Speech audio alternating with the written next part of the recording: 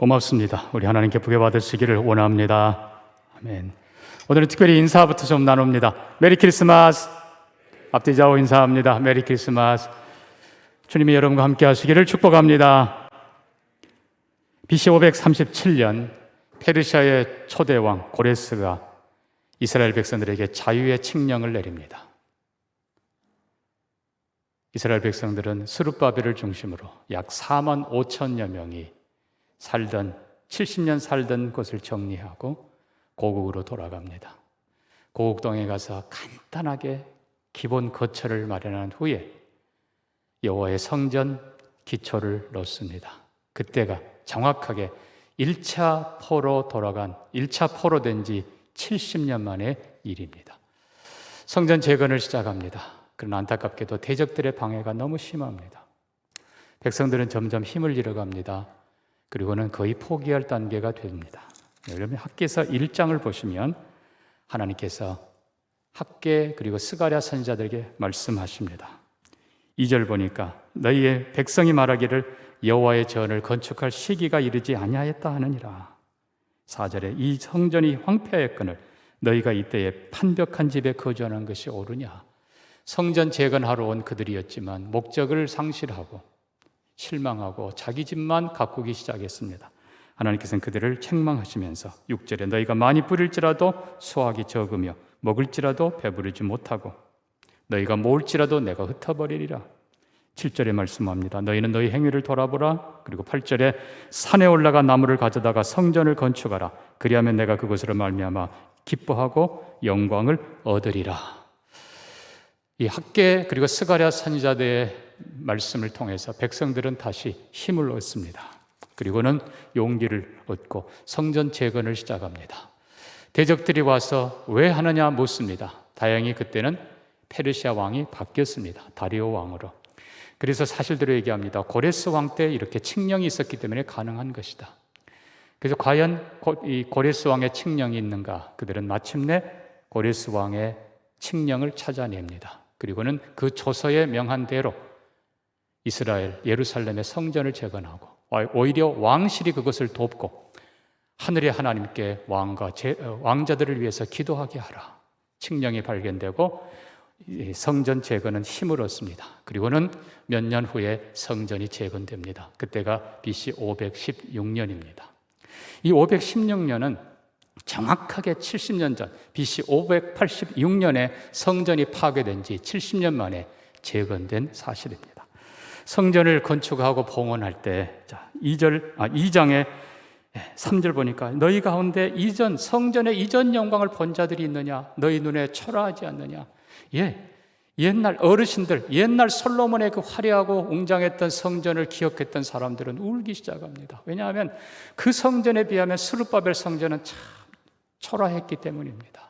안타까워서 또 한편으로는 그래도 재건된 것이 감사해서 한편으로는 울면서 하나님께 예배를 드립니다. 또 젊은 사람들은 그것도 모르지만 무조건 성전이 재건되고 이스라엘 백성에게 신앙의 자유가 회복된 것을 인해서 감사합니다. 자, 이때 하나님께서 하시는 말씀이 2장 6절부터입니다. 만군의 여호와가 이같이 이르노라. 조금 있으면 내가 하늘과 땅과 바다와 육지를 진동시킬 것이요 모든 나라를 진동시킬 것이고 모든 나라의 보배가 이르리니. 이 모든 나라의 보배, 옛날 성경은 만국의 보배라고 표현했습니다. 자, 중요한 건 9절입니다. 이 성전의 나중 영광이 이전 영광보다 크리라. 만군의 여호와의 말이니라. 자, 분명히 지금 스룹바벨의 성전은 초라합니다. 너희 눈에 보잘것없이 보이지 않느냐? 초라해요. 옛날에 솔로몬의 성전은 화려했습니다. 거기다가 은과 금으로 장식까지 했습니다. 그냥 화려하게 그지없는 게 솔로몬의 성전이었습니다. 거기에 비하면 스룹바벨의 성전은 초라하게 그지없지만 하나님이 말씀합니다. 이 작은 초라해 보이는 이 성전이 솔로몬의 성전보다 더 영화롭게 되리라. 왜요? 만국의 보배, 모든 민족이 사모하는 그분이 그 성전에 임하기 때문입니다. 근데 이 부분을 이스라엘 백성들은 오해합니다. 자, 어쨌든 역사가 흐르고 로마가 세상을 지배하면서 로마에 협력했던 헤롯, 물론 여기는 헤롯 대왕입니다만 헤롯이 이스라엘을 다스릴 권세를 받습니다. 그것도 세습할 수 있게 왕권을 받습니다. 근데 이 헤롯은 에돔 족속이에요. 어떻게 하면 이스라엘 백성들을 잘 통치할까 하다가 그렇지, 이스라엘 백성들이 제일 좋아하는 성전을 좀 크게 지어주자.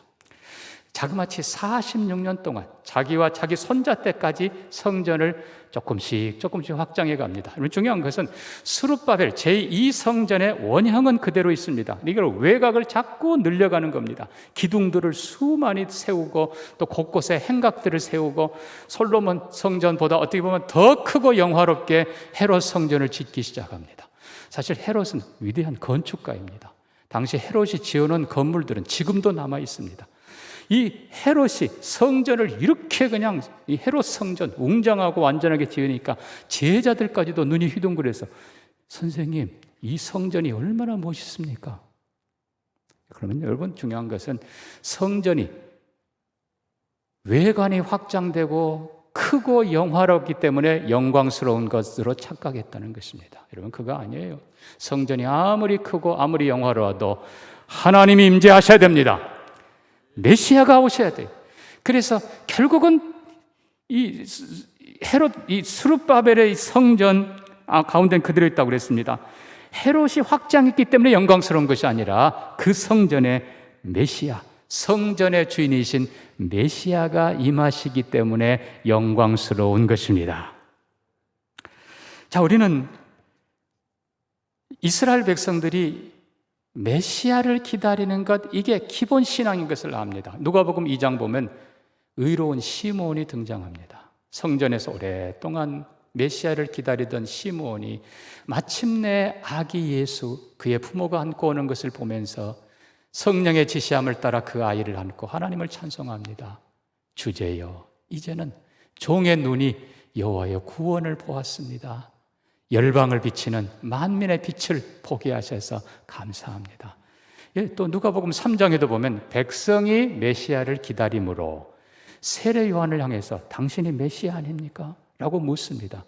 물론 세례 요한은 나는 아닙니다. 나는 광야에 외치는 소리에 불과하고 내 뒤에 오시는 분이 메시아입니다.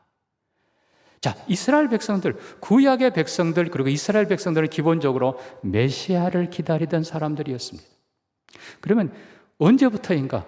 창세기부터입니다. 아담 때부터입니다. 아담이 범죄했지만 하나님께서는 그 책망하고 심판하는 자리에서 메시아를 약속합니다. 창세기 3장 15절에서 내가 너로 여자와 원수가 되게 하고 내 후손도 여자와 후손과 원수가 되려 하리니 여자의 후손, 발꿈치를 상하지만 그러나 다시 일어나 너의 머리를 깨뜨리고 승리할 것을 말씀하시면서 뱀을 책망하는 자리에서 결국 메시아를 약속합니다. 아담 때부터 범죄하여 영원히 죽을 수밖에 없는 인류는 장차올 구세주 메시아를 바라보는 것이 기본적인 신앙입니다. 자, 노아도 마찬가지고 아브라함, 이삭, 야곱 마찬가지입니다. 아브라함도 이삭도 야곱도 히브리서 보면요, 하나님이 그할 성 메시아를 바라보며 살아갔던 사람들입니다. 특별히 야곱은 창세기 49장 보면 장차 될 일을 아들들을 축복하면서 예언합니다. 그 예언 속에 특별히 두 아들이 강조됩니다만 유다, 규가 유다를 떠나지 아니하고 실로가 오기까지 지도자가 계속해서 나오리라. 한편으로는 유다 지파에서 나오는 다윗 왕과 후손을 얘기하는 겁니다만 실로는 메시아입니다. 메시아가 올 것을 예언합니다. 또 물론 요셉에게는 두 몫을 주는 축복이죠. 그러나 중요한 건 창세기 49장의 18절에 자녀들을 축복하던 야곱이 잠깐 숨을 멈추고 아주 중요한 고백을 합니다. 여호와여, 나는 주의 구원을 기다리나이다. 이게 메시지예요. 여호와여, 나는 주의 구원을 기다리나이다. 아브라함도 이삭도 야곱도 장차 올 그 구원자 메시아를 바라보는 것이 그들의 믿음이었습니다. 모세 마찬가지예요. 모세도 자기를 구세주라고 생각하지 않았어요. 모세도 히브리서 11장 보면 그리스도를 위한 고난, 메시아를 향해서 그가 충성하고 고난을 감당했다는 것입니다. 특별히 신명기 18장에서 모세는 말합니다. 훗날 하나님께서 너희 가운데 나 같은 선지자 하나를 세울 것인데 너희는 그의 말을 들을지니라. 구약의 모든 사람들은 다 메시아를 바라보던 사람들이었습니다.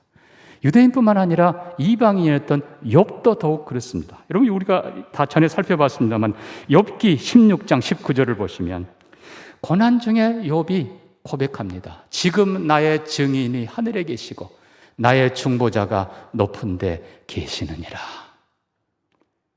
한 걸음 더 나가서 욥은 19장 25절에서 내가 알기에 나의 대속자가 살아계시니 마침내 그가 땅 위에 서실 것이라.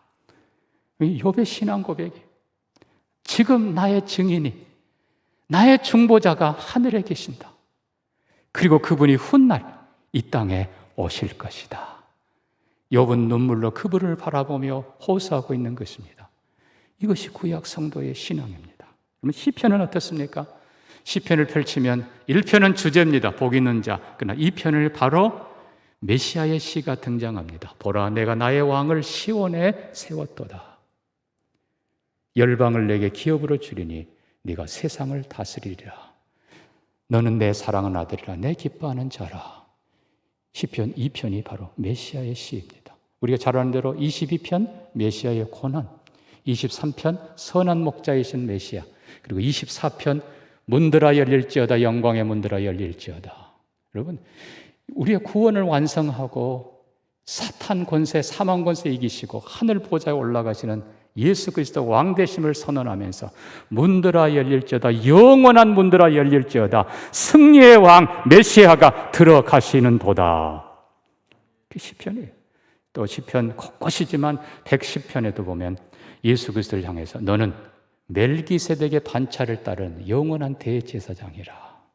하나님께서 예수 그리스도 메시아를 바라보며 하시는 말씀들입니다. 그 외에도 많습니다만 특별히 이사야서는 메시아에 대해서 많은 부분들을 가르쳐 줍니다. 우리가 잘 아는 대로 이사야 7장 14절에서는 보라, 처녀가 잉태하여 아들을 낳을 것이요 그 이름을 임마누엘이라 하리라. 여기 처녀는 결혼하지 않는 여인을 강조한 것입니다. 바로 마리아죠. 그리고 그 이름, 그 아들 이름이 뭐라고요? 임마누엘, 하나님이 우리와 함께 하신다. 그리고 나서 바로 얼마 후 9장이 펼쳐집니다.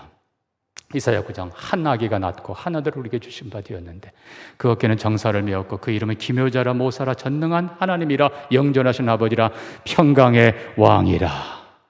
그분이 이스라엘을 영원토록 다스리리라. 그 메시아가 어린아이지만 왕으로 오신다고 예언하십니다. 이사야는 조금 더 지나가면 40장에 외치는 자의 소리여 이르되 너희는 광야에서 여호와의 길을 예비하라. 사막에서 우리 하나님의 대로를 평탄케 하라. 골짜기마다 도두어지고 높은 산들이 낮춰져 평지가 될 것이고 여호와의 영광이 나타나리라. 모든 육체가 그것을 보리라. 그 말은 육체로 오시는 메시아 하나님의 영광을 이 땅의 모든 사람이 보게 된다는 말씀입니다. 다니엘서는 더 많은 것들을 우리에게 메시아에 대해서 가르쳐 줍니다. 우리가 잘 아는 대로 다니엘서 2장을 보시면요, 다니엘, 특별히 느부갓네살 왕이 꿈을 꾸는데 그 꿈이 너무나 휘황찬란해서 이해를 못해요. 하나님께서 다니엘에게 지혜를 주시고 그 꿈을 알게 하시고 해석하게 하십니다. 머리는 금이고 한 신성을, 왕이 한 신상을 보았는데 머리는 금이고 가슴은 은이고 그 다음에 철, 이렇게 흙, 진흙 한 신상인데, 그리고 나서는 거기서 끝나는 것이 아니라 하늘에서 뜨인 돌 하나가 날라와 신상을 칩니다. 신상은 깨지고 가루가 되고 바람에 흩어집니다. 그러나 그 하늘에서 날라온 돌이 점점 많아져서 태산을 이룹니다. 그러면서 다니엘이 2장 44절에 분명하게 말씀합니다. 이 여러 왕들의 시대에 하늘의 하나님이 한 나라를 세우시리니 이것은 영원히 망하지도 아니할 것이요 그 국권이 다른 백성에게 돌아가지도 아니할 것이요 도리어 이 모든 나라를 쳐서 멸망시키고 영원히 설 것이라. 하늘에서 날아온 한 돌, 그분이 바로 예수 그리스도이십니다. 다니엘서 7장이 더 정확하게 가르쳐줍니다. 다니엘서 7장 13절 이하입니다. 내가 또 밤 환상 중에 보니 인자 같은 이가 하늘 구름을 타고 와서 옛적부터 항상 계신 이 앞에 인도되매 그에게 나라와 권세와 영광 주고 모든 백성 나라 백성 방언으로 그를 섬기게 하였으니 그 권세는 소멸되지 아니하는 영원한 권세요 그 나라는 영원히 멸망하지 아니할 것이라.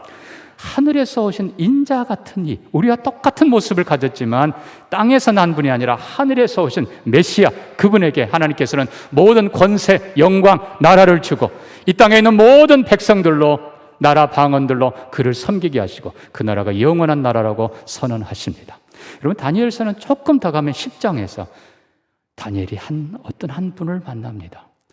어떤 분이 그 앞에 섭니다. 그때 내가 눈을 들어 바라본 적 한 사람이 세마포 옷을 입었고 허리에는 우바스 순금 띠를 띠었더라. 또 그의 몸은 황옥 같고 그의 얼굴은 번갯빛 같고 그의 눈은 횃불 같고 그의 팔과 발은 빛난 놋과 같고 그의 말소리는 무리의 소리와 같더라. 다니엘에게 나타났던 어떤 분, 하얀 세마포 옷을 입으시고 순금 허리띠를 띠시고 그의 눈은 불꽃 같고 얼굴은 번개 같고 그리고 그의 팔과 발은 빛난 놋과 같은 한 분, 그 목소리가 많은 사람들의 목소리같이 우렁찬 한 분이 등장합니다. 이분이 바로 요한계시록 1장에 사도 요한이 보았던 그분과 똑같은 분입니다. 7 금촛대 사이로 다니시는 한 분, 발에 끌리는 하얀 옷을 입으시고 허리에 정금띠를 두르시고 그 눈이 불꽃 같고 그 얼굴이 번개 같은 분, 그리고 그 발이 빛난 주석 같은 그분, 그리고 그 많은 물소리 같은 큰 목소리의 주인공, 바로 예수 그리스도이십니다. 구약이 이미, 자, 소선지서도 마찬가지입니다. 미가서에서는 그분이 어디에 오시는가? 유대 땅 베들레헴아, 너는 유다 족속 중에 작은 고울이지만 그러나 내게서 이스라엘을 다스리는 자가 나오리라. 그의 근본은 태초요 상고이니라. 영원부터 계신 분이 베들레헴에, 유다 베들레헴에 오실 것을 성경은 말씀합니다. 아까 그 때도 열왕의 때라고 표현했던 그때가 바로 로마 시대입니다. 로마에 여러분 아는 대로 가이사 아구스투스가 세계를 정복하고 천하의 가장 위대한 인물로 왕 중의 왕으로 선포될 바로 그때 하나님께서는 메시아 예수 그리스도를 이 땅에 보내십니다. 우리가 읽은 학계 말씀 속에 그분을 만국의 보배라고 선언합니다. 영어표현은 모든 민족이 사모하는 보배라는 뜻이, 모든 민족이 사모하는 그분이 오신다. 그분이 성전에 임하시고 성전이 그분 때문에 솔로몬의 성전보다 영화롭게 되리라.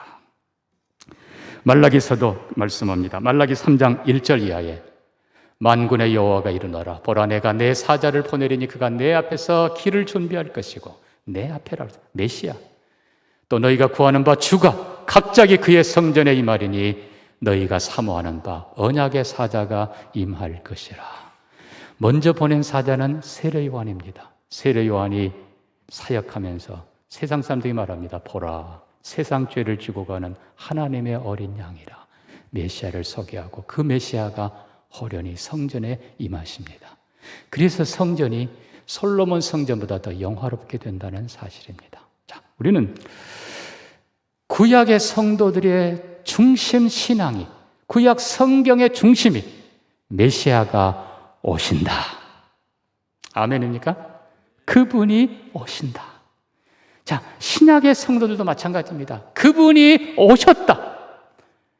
그분이 성전의 주인인 그분이 오셔서 우리의 모든 죄를 사하셨다. 진리의 주인이신 그분이 오셔서 우리의 모든 문제를 해결하신다.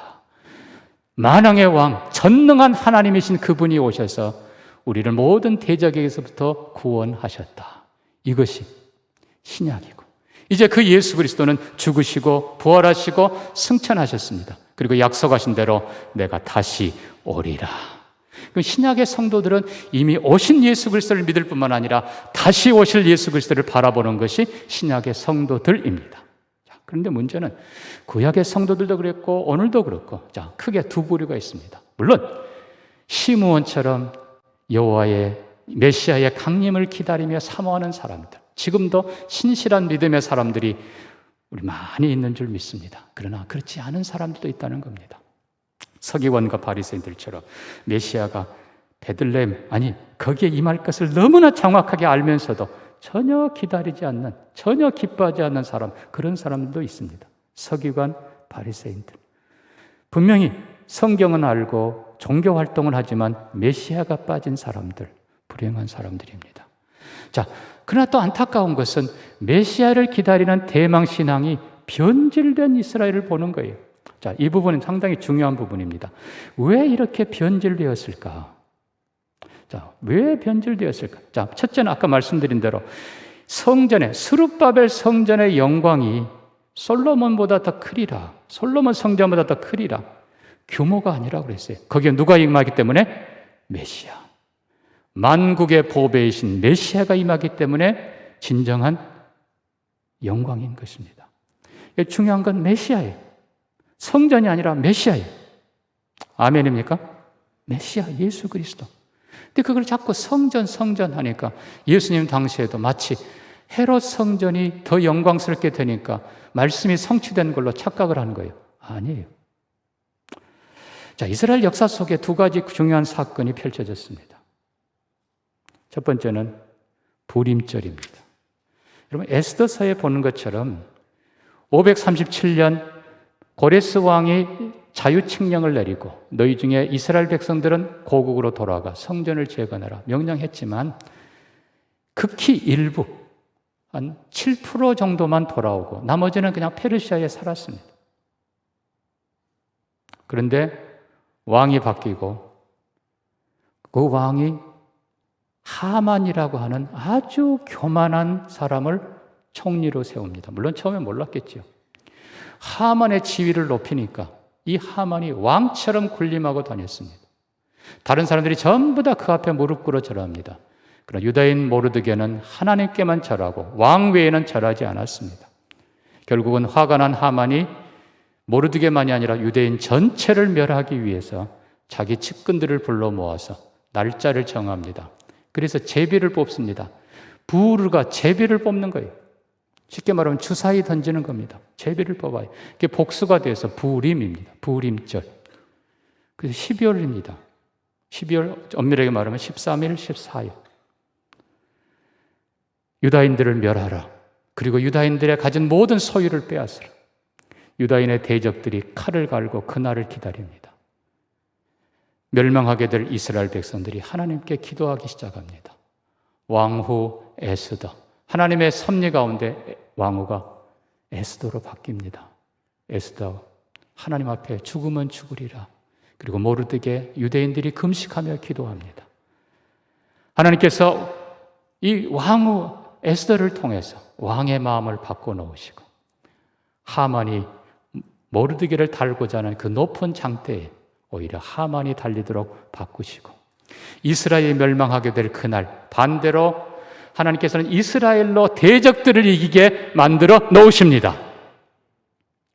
그래서 부림절 유다 백성들이 멸절될 위기에서 구원을 받고 오히려 존귀하게 되었다. 그게 부림절입니다. 여러분, 중요한 것은 부림절의 진정한 목적. 여러분 잘 보십시오. 유다인의 시각으로 보면 우리 민족을 지켜주신 하나님, 우리 민족을 회복하시고 존귀케 하신 하나님, 맞아요. 틀린 거 아니에요.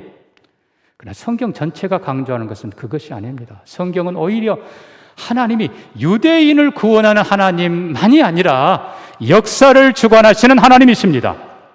아까도 말씀한 것처럼 이스라엘의 1차 포로에서 정확하게 70년 만에 돌아와 성전 기초를 놓게 하신 그 하나님, 성전이 파괴된 지 정확하게 70년 만에 성전을 재건하게 하신 그 하나님, 그 강대해 보였던 바벨론을 하루아침에 무너뜨리시고 내 종 고레스를 세워 열국을 통치하게 하고 하나님의 약속을 이루시던 그 신실하신 하나님, 같은 부림절 사건이지만 유대인들은 우리 민족을 위한, 우리를 위한, 그러나 성경은 아니에요.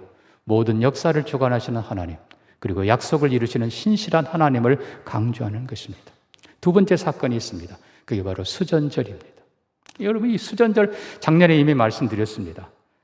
여러분이 기억 잘 못하는 것이 감사합니다. 자, BC 167년 헬라의 셀루쿠스 왕조의 안티오쿠스 4세가 성전을 완전히 진압하기로 결정을 합니다. 당연히 성전에 있는 금은 보화를 빼앗고요. 그리고 성전에 안식일 제도 폐하고 할례 제도 폐하고 아예 성전 제사를 금해버립니다. 그리고 끝나는 것이 아니라 거기에다가 제우스 신상을 세웁니다. 그리고 제우스 신상 앞에 돼지 피로 제사 드리도록 만듭니다. 성전을 지키던 제사장들이 분노합니다. 특별히 제사장의 그룹이 전쟁을 시작합니다. 그리고 그 집의 셋째 아들이 바로 마카비입니다.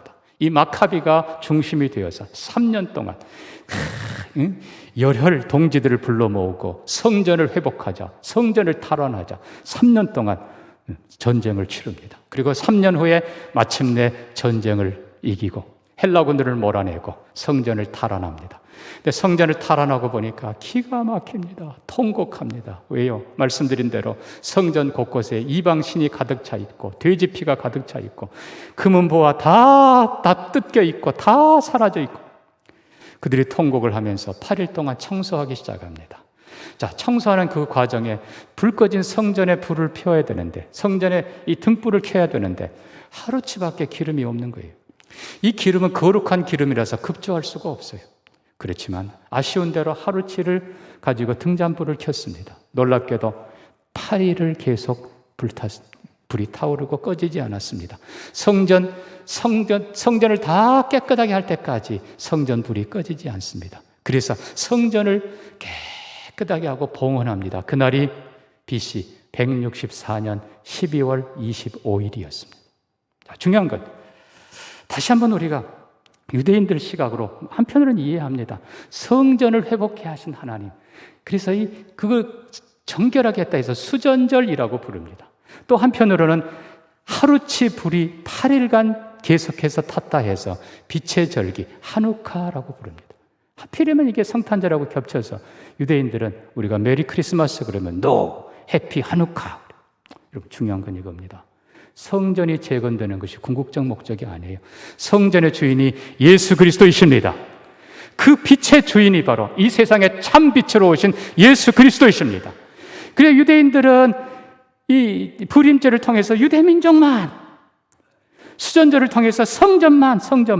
그러니까 결국은 결론이 유대인을 위한 하나님, 유대인을 위한 성전, 유대인을 위한 율법, 전부 다 유대인만 위해서.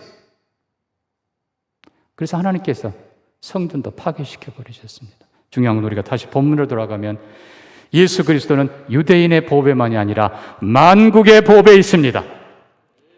열방, 모든 나라 민족 백성들이 섬겨야 될 왕이십니다. 모든 나라 백성들을 위해서 구원을 완성하신 성전의 주인이십니다. 만국의 보배, 진정한 보배, 영원한 보배, 진정한 지혜요, 진정한 생명이요, 진정한 왕이요, 진정한 대제사장이요, 그분이 바로 예수 그리스도이십니다. 사랑하는 성도 여러분, 우리는 진실한 성도들로서 이미 오신 메시아 예수 그리스도가 성경의 주인인 것을 믿습니다. 예수 그리스도가 성전의 주인공인 것을 믿습니다. 예수 그리스도가 만왕의 왕인 것을 믿습니다. 유대인만이 아니라 모든 이방인까지, 아니 하늘과 땅의 모든 피조물까지 회복할 분임을 우리는 믿습니다.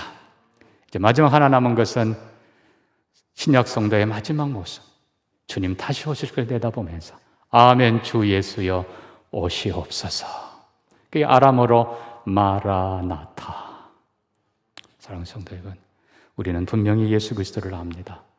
그러나 혹시라도 아는 걸로 끝나는 서기관과 바리새인처럼 되지 않고 주님을 진정으로 사모하는 성도들이 되기를 축복합니다. 주님을 진정으로 기다리는 사람들이 되기를 바랍니다. 마태복음 25장에 비유한 말씀대로 열처녀, 어리석은 처녀들처럼 되지 말고 신랑이 오신다. 그분이 우리의 신랑이에요. 신랑이 오심을 기다리는 사람들. 또 달란트 비유처럼 충성되게 일하면서 그분이 반드시 오신다. 오실 그분을 내다보면서 오늘도 믿음으로 살고, 오늘도 바라보며 살고, 오늘도 충성스럽게 사는 저와 여러분 되기를 주의 이름으로 축복합니다. 말씀 기억하면서 같이 기도합니다. 사랑하는 성도 여러분, 메시아, 그분이 오셔야 영광입니다. 성전 외형 아니에요. 메시아, 그분이 영광이에요. 주님, 우리 교회에 임하시옵소서. 주여, 우리의 마음에 임하시옵소서. 그리고 만국의 보배임을 믿습니다. 나뿐만 아니라 우리 민족뿐만 아니라 이 땅의 모든 나라 모든 백성이 메시아를 영접하는 은혜가 있게 해 주옵소서. 우리 같이 한번 기도합니다. 하나님 아버지, 오직 예수 그리스도가 만국이 사모하는 보배이시며 성전의 주인이시며 성경의 주인이심을 믿습니다. 예수 그리스도를 바로 믿고 경배하며 다시 오실 주님을 바로 기다리는 우리가 되게 하여 주옵소서. 예수님 이름으로 기도합니다. 아멘.